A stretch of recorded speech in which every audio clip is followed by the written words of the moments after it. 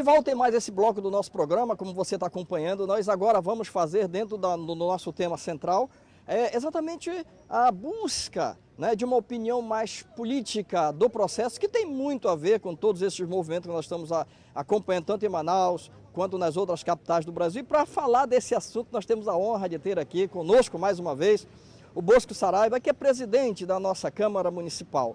Presidente, estamos satisfeitos em ter aqui, mas em função da sua experiência, da perspectiva e expectativa do nosso telespectador, vamos direto ao assunto então? Nessa. Vamos lá então. É sempre bom essa objetividade, porque o nosso tempo é curto, a gente precisa realmente da sua opinião.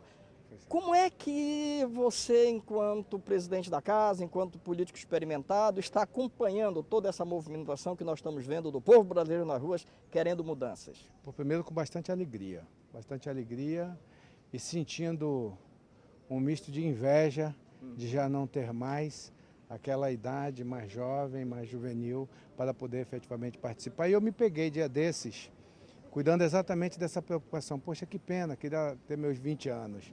Mas me lembrei que não se pode tudo, né?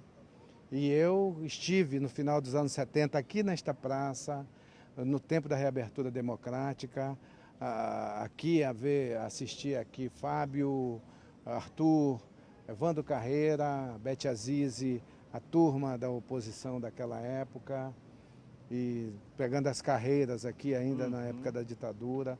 Posteriormente eu vim à praça lutar pelas diretas já, nos anos 80, e depois participei do movimento de 92, quando eu estava chegando à Câmara Municipal de Manaus, naquela luta intensa. Portanto, está 3-1. Aí eu me confortei que essa luta democrática, graças a Deus, faz parte da minha vida, e eu assisti com enorme contentamento aquela massa de jovens no Brasil lutando por um país melhor, mais moderno e, sobretudo, justo. Que não é discurso, não. É efetivamente aquilo que foi acumulado durante os últimos 10 anos, sem uma voz que pudesse externar o sentimento desses meninos que foram à rua e conquistaram muita coisa para o Brasil. O que se conquistou ainda não é possível ler. Não é possível ler, Jorge. Estava falando aqui para você há pouco, em off, que a redação final ainda está sendo feita. Ela será entregue no ano que vem e eu tenho certeza que, mais uma vez, o Brasil renascerá maior, melhor, mais democrático, muito mais correto, com a democracia brasileira efetivamente consolidada. A redação final a que se refere o Bosco Saraiva diz respeito às conquistas reais, às conquistas concretas de todo esse movimento. Agora, dentro da nossa Câmara Municipal, qual é o clima? Como é que os nossos vereadores analisam todo esse cenário? Da mais absoluta tranquilidade. Veja bem, alguns temas que foram à rua, que estavam nos cartazes, algumas coisas que são exigidas, a Câmara já tinha implantado. Só dar um exemplo, o voto secreto na Câmara Municipal de Manaus foi extinto há 10 anos.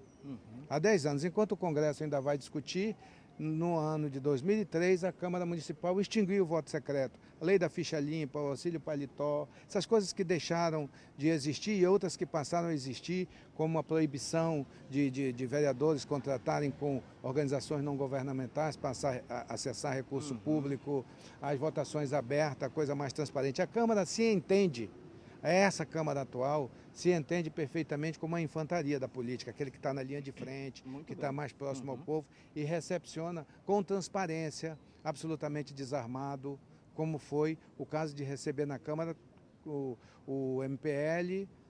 A Câmara vai receber, sob a minha gestão, qualquer movimento que chegue lá com a cara limpa.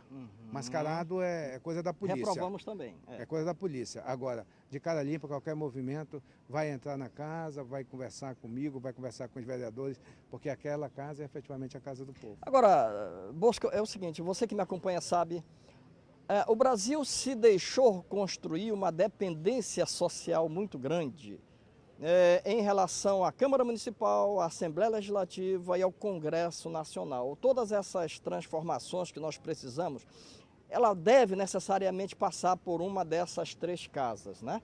E o que a gente precisa então fazer? Aí é o sistema político e eleitoral, que precisa ser reformado no sentido de fortalecer a democracia cada vez mais, cada vez mais e discutirmos o voto distrital misto, o voto distrital puro. Essa discussão tem que vir à tona, para efeito de representatividade. Porque uma coisa é certa, num país como o nosso, absolutamente continental, o presidencialismo entra em xeque. Entra em xeque. Ora, a gente começa a se perguntar, não é melhor o parlamentarismo em que você tem um presidente, um primeiro-ministro, um gerente? Não é melhor um gabinete que seja formado pelos congressistas, para que, em não cumprindo aquela pauta, aquele plano de governo, cai o gabinete, troca o gerente, mas não espera 4 anos? São as perguntas que se deve fazer agora.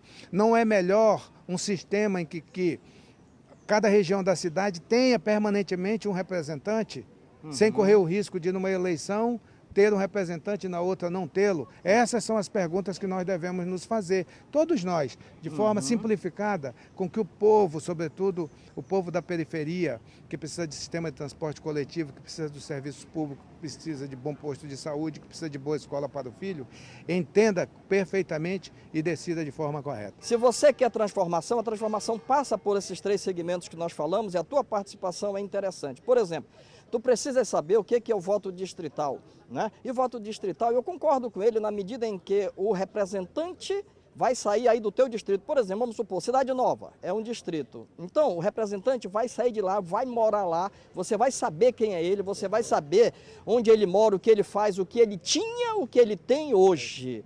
Logo, a fiscalização fica mais evidente, gente. O Bosco foi muito feliz ao levantar essa discussão, porque ela é, né, Bosco, até um tema para um programa inteiro, para a gente discutir um programa inteiro e chamar a tua atenção para a necessidade de você ser politizado do ponto de vista partidário. Então eu aproveito, Bosco, a tua participação e ver aqui que mensagem agora você deixa para o nosso telespectador dentro desse contexto que nós estamos falando aqui. Que todos participem, a gente precisa conhecer o sistema, participar do processo político, ainda que seja criticando, a democracia permite isso, graças a Deus.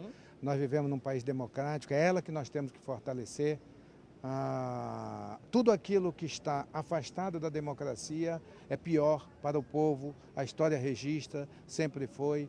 A história recente e a atualidade registra que tudo aquilo que não é democracia é ruim para a vida do povo, sobretudo. Foi ruim e será para a vida do povo brasileiro. Então, o que eu peço é que todos continuem efetivamente atentos, que os jovens persigam fazendo a redação final deste projeto de um novo Brasil, que ressurgirá no ano que vem com certeza. E aí eu encerro esse bloco dizendo para você, importante, ainda agora o Bosco falou aqui sobre plano de governo.